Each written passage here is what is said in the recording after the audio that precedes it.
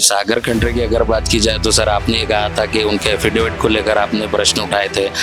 तो एफिडेविट में उनका उम्र था 26। भैया उन्होंने जो कहा था चुनाव का प्रचार के दौरान कि मैंने LLB किया और 5 साल सुप्रीम कोर्ट में मैंने वकालत की। कि मोदी जी जब यूक्रेन की वार हुआ थे तो फिर प्रज्वल रेवन्ना जर्मनी कैसे भागे? जो भी दोषी पाया जाएगा वो दोषी के ऊपर उनका कार्रवाई होगी, बस इतना ही कह सकता हूँ। सिद्धरामैया जो है मुख्यमंत्री भी बीदर को आए थे, रणदीप सिंह सुरजेवाला भी आए थे। आपको क्या लगता है सर कि इनके आने से कांग्रेस मजबूत होती, बीजेपी को कुछ नुकसान होगा इससे? देखिए 2014 और 2019 में भी उनके ही मुख्यमंत्री थे, मेरे खिलाफ प्रचार किए थे, तो इस बार भी आए, तीसरा बार फिर फेल होने के लिए आए वो लोग। सर ईश्वर खंडरे जी की अगर बात करें तो उन्होंने कहा है कि भगवंत बुबा जो है एक लॉटरी MP है, ZP का चुनाव भी वो नहीं जीत सकते। तो ये ईश्वर खंडरे भी यही अहंकार की बात बोला है। कांग्रेस के DNA में ये अहंकार की बातों की सिलसिला चलते आ रहा है। सर मंत्री रहीम खान की भी अगर बात की जाए तो उन्होंने भी आप पर ये आरोप लगाया कि भगवंत बुबा ने सिर्फ 10 सालों में फुटपाथ पर चेयर लगाए हैं। तो इनका पेट में भी जलन हो रहा है कि ये पॉपुलर कैसे हो गए थे। वो लोग भी मेरे से पहले विधायक बने थे, क्यों नहीं लगाया? लोकसभा चुनाव करीब आ चुके हैं। 7 तारीख को जो है मतदान होगा बीदर में। बीदर लोकसभा के जो है बीजेपी के उम्मीदवार भगवंत बुबा जी इस वक्त हमारे साथ मौजूद है। इनसे चर्चा करेंगे चुनाव को लेकर और कई विपक्ष के जो है नेताओं के आरोप है भगवंत बुबा जी पर, इस पर भी चर्चा करेंगे। तो सर सबसे पहले ये जानना चाहेंगे कि बीजेपी की जो है आपका जो प्रोग्रेस कैसा चल रहा है, रणनीति जो है चुनाव को लेकर किस तरह की है, पब्लिक का फेवर और सपोर्ट किसकी तरफ है सर, रुझान क्या कहते हैं? भारतीय जनता पार्टी कार्यकर्ताओं का पार्टी, कार्यकर्ताओं के बलबूते के ऊपर चुनाव लड़ने की पार्टी, और रणतंत्र भी हमारे कार्यकर्ता ही अपने अपने बूथ में रचाते हैं।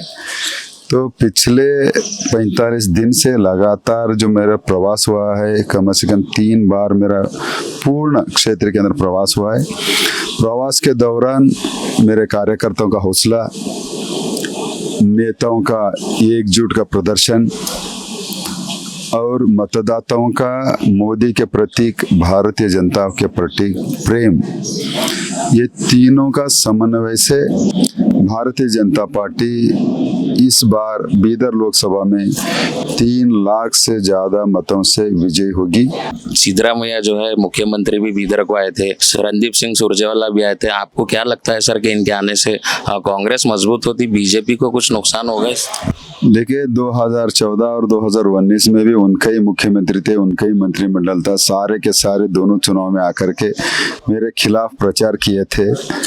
तो इस बार भी आए, तीसरा बार फिर फेल होने के लिए आए वो लोग। तो इससे कौन सा फर्क पड़ने वाला है हम पर? सर ईश्वर खंडरे जी की अगर बात करें तो उन्होंने कहा है कि भगवंत बुबा जो है एक लॉटरी MP है, ZP का चुनाव भी वो नहीं जीत सकते। इसके बाद तो इस तरह के आरोप उन्होंने आप पर लगाए।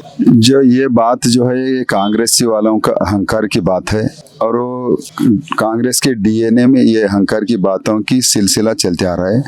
तो ये ईश्वर खंडरे भी यही अहंकार की बात बोला है कि मेरा क्षेत्र का जनताओं का अपमान किया है, क्योंकि जनता ने 2 बार मेरे को प्रचंड आशीर्वाद करके, बहुमत दे करके मुझको चुन के दिया।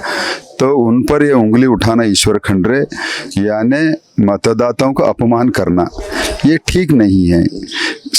प्रजाप्रभुत्व और चुनाव के प्रक्रिया में मतदाता ही सर्वश्रेष्ठ व्यक्ति है, तो उन पर ही उंगली उठाना ये कांग्रेस के लिए ठीक नहीं है। और ये कांग्रेस को ये आने वाले चुनाव में यही मतदाता उन पर उंगली उठा करके उनकी प्रभाव हो जाएगी। सर आपके काम को लेकर भी वो लोग आरोप ये लगा रहे हैं कि ट्रेन के बारे में और एयरपोर्ट लाए थे भगवंत बुबा जी, एयरपोर्ट फेल हो गया, और इस तरह से जो FM रेडियो लाए वो कहाँ पर आ रहा है, इस तरह के जो है आपके काम को लेकर भी जो है प्रश्न उठा रहे हैं। देखिए पिछले 10 साल में मेरे कार्यकाल में क्या क्या हुआ है, मैं बहुत सारे समय मैंने बोला और उनको आरोप के वो बेबुनियादी है और सत्य नहीं है, और उनको कहने है था जो नहीं है उस पर वो गौर करने का था। और मैं उनसे पूछना चाहता हूँ, मैं अभी 10 साल से मैं यहाँ का मेंबर ऑफ पार्लियामेंट हूँ। मैंने कई बार बीदर का डेवलपमेंट के लेकर के बैठक करेंगे, चिंतन मंथन करेंगे। कई बार मैंने बोला है, आज तक स्टेट गवर्नमेंट में मंत्री रहते हुए और इंचार्ज मंत्री रहते हुए उस पर आज तक ध्यान नहीं दे सका। इसका माने ये स्पष्ट हो रहा है कि वो डेवलपमेंट के खिलाफ के मानसिक लोग है और उनको डेवलपमेंट नहीं चाहिए, और मेरे डेवलपमेंट के बारे में उनका प्रश्न पूछना कोई उचित नहीं है। सर, मंत्री रहीम खान की भी अगर बात की जाए तो उन्होंने भी आप पर ये आरोप लगाया कि भगवंत खुबा ने सिर्फ 10 सालों में फुटपाथ पर चेयर लगाए हैं, इसके सिवा कुछ नहीं किया। ट्रेन का भी जो है वो कह रहे हैं कि खरगे जी ने ट्रेन लाए थे। देखिए, सार्वजनिक स्थल पर मेरा चेयर लगी है, वो लोग भी मेरे से पहले विधायक बने थे, क्यों नहीं लगाया? जो लोगों की मांग थी आज इतना पॉपुलर हो गया, तो इनका पेट में भी जलन हो रहा है कि ये पॉपुलर कैसे हो गए थे। और यदि अगर खरगे साहब किया होता तो 2014 से पहले करने का था। 2014 के बाद जो भी मैंने किया है तो वो मैं बता रहा हूँ। तो क्या रहीम खान रहने दो या ईश्वर खंडे रहने दो या सिद्धरामैया रहने दो, मेरे से पहले ये सारी चीजें यदि करते तो मैं और कुछ दूसरा करके मेरे लोगों को न्याय देता था। यही मैं कहना चाहता हूँ। ट्रेनों को लेकर भी प्रश्न उठा रहे हैं, तो आप ये बता सकते हैं सर कि आपके सांसद बनने के बाद कितनी ट्रेनें जो है बीदर को आपने लाई? 13 नया ट्रेनें मैंने प्रारंभ किया। बीदर कलबुर्गी लाइन पूर्ण करके उसको लोकार्पण किया। बीदर नांदेड़ रेलवे लाइन को मंजूरी दी, बजट दिया। अभी कुछ महीने में ही अभी होने जा रहा है। सर, अगर खरगे जी की अगर बात की जाए तो मल्लिकार्जुन खरगे ये कहते हुए नजर आ रहे हैं कि बीजेपी अगर आ जाती है तो मोदी जी अगर दोबारा चुनकर आते हैं तो डिक्टेटरशिप आ जाएगी, संविधान को चेंज कर देंगे, इस तरह के आरोप खरगे जी लगा रहे हैं। तो इसमें कितनी सच्चाई है? 60 साल केंद्र सत्ता में थे कांग्रेस। जब वो सत्ता में थे वो डिक्टेटरशिप की प्रदर्शन उन्होंने किया है। इंदिरा गांधी जी ने देश के ऊपर इमरजेंसी थोप करके डिक्टेटरशिप किया। उन्हीं का बेटा संजय गांधी ने नसबंदी करके डिक्टेटरशिप किया। कई राज्य सरकारों को उन्होंने 356 लागू करके वहाँ की लोकप्रिय सरकारों को बर्खास्त किया। ऐसे कई चीज उन्होंने डिक्टेटरशिप किया, उसके लिए उनको वो याद अभी नहीं जा पा रहे।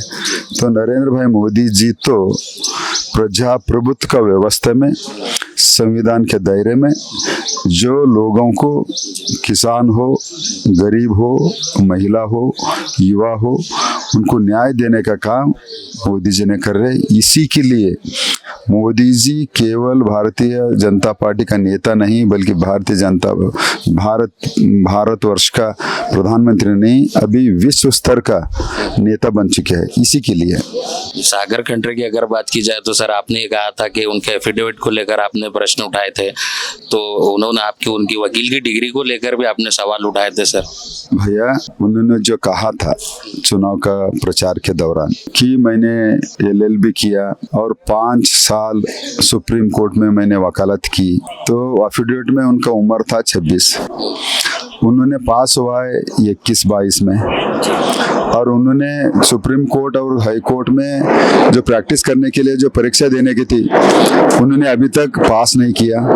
तो उन्होंने कहाँ से सुप्रीम कोर्ट में प्रैक्टिस किया और कहाँ से हाई कोर्ट में किया? तो ये तो सवाल मैं उठाना नहीं चाहिए, स्वयं होकर के शर्मिंदा होकर के माफी मांगना चाहिए।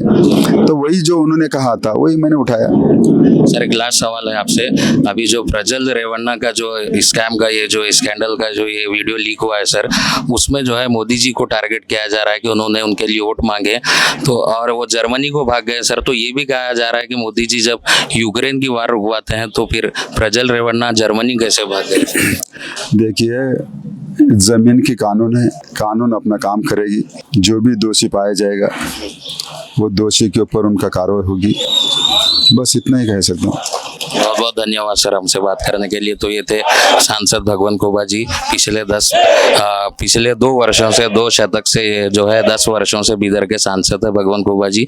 बीजेपी के उम्मीदवार हैं। इस बार जो है 7 तारीख को मतदान होने वाले हैं बीदर लोकसभा के, तो देखना ये महत्वपूर्ण होगा। सागर खंडरे और भगवंत भगवंत घोबा में जीत किसकी होती है, जनता किसको चुनती है, मुकाबला तो कड़ा है। इस बात को देखने के लिए और आगे की खबरें जानने के लिए देखते रहिए हमारे चैनल KP News 24/7।